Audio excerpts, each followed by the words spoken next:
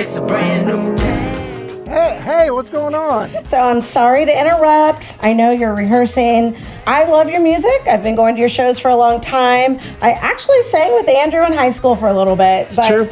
It's been so fun to watch him just grow and travel and build his audience. A long time ago, there was a show called Star Search, and Andrew was on that show. It was super exciting. It was kind of like a thing at the time. The whole town was just, woo, like supportive, because that was just so rare back then. I probably auditioned for 2 or 3 years straight while I was in high school. I was actually on Star Search '89, so I hadn't even gone to college yet. I was in Los Angeles. I was on there for a few. I was a reoccurring champion. And yeah, it just kind of kickstarted my career. It was pretty awesome at that time because Star Search was the only game in town. There was nothing like it. It was the, predecessor to American Idol, The Voice, things like that.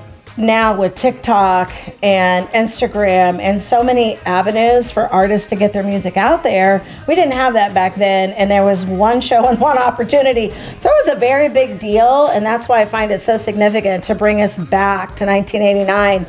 But fast forward, Andrew's done a lot. There was a nod for a Grammy. Explain that to me. So last year, actually, I had a single called I Don't Like Him. Hopefully you guys like me.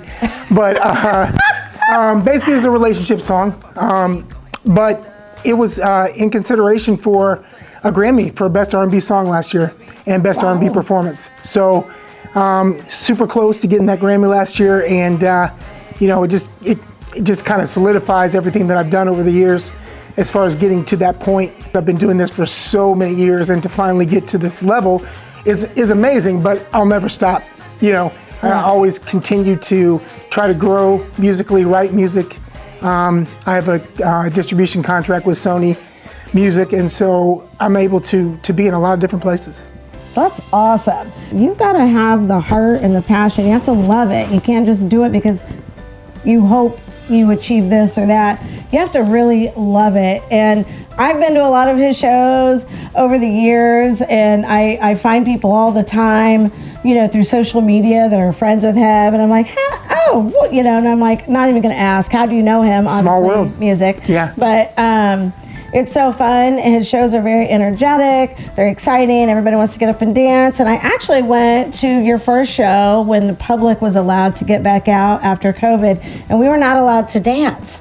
Yeah, it was pretty crazy. An hour in, everybody was dancing anyway, and they were coming around and trying to push us down like, duck, duck, goose, like whack-a-mole. They're like trying to make us sit. Same Britain Tavern, right? Yes! Yeah. And finally, they were like, okay, we give up. And everybody was like on level 11 out of 10 and having fun and dancing. And that was so nice to have that kind of entertainment and energy level that I don't really get out of a lot of other shows. I love music, and I don't get that kind of level of energy that I do when I go to see some of his shows. I appreciate that. I'm super excited that I get to see him locally, but tell us a little bit about what you've done nationally.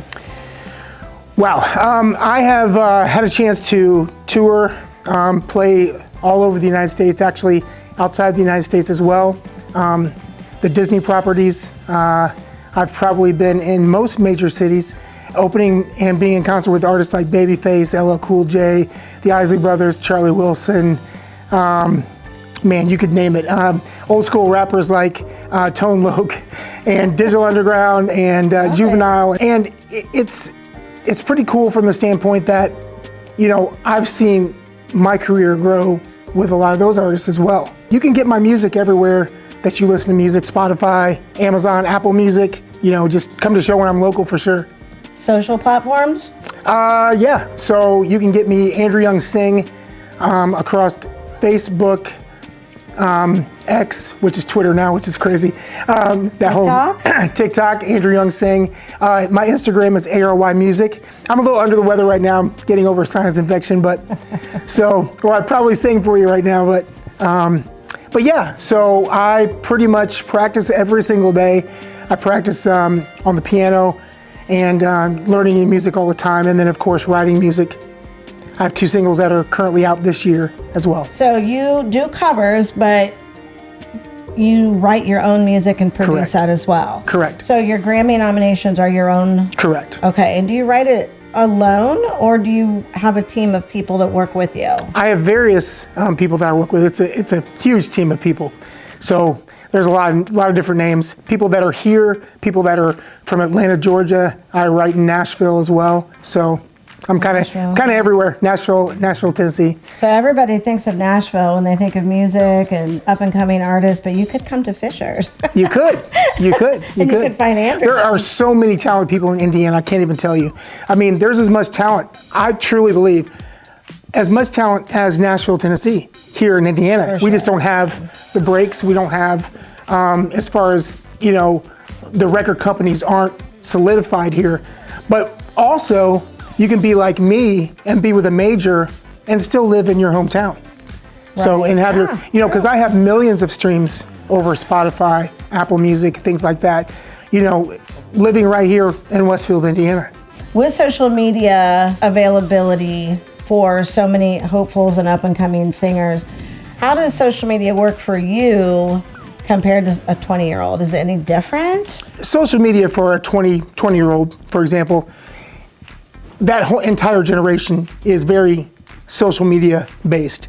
Yeah. So when you get into, people that are a little bit older, like me, they tend to go out and see me play more than they will pay attention on TikTok. However, I do have a nice following on TikTok, and I do have a couple of viral videos that have 100,000 plus plays.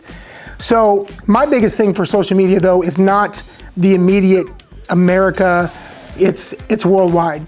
So, I have a huge following in Brazil, the country of Brazil.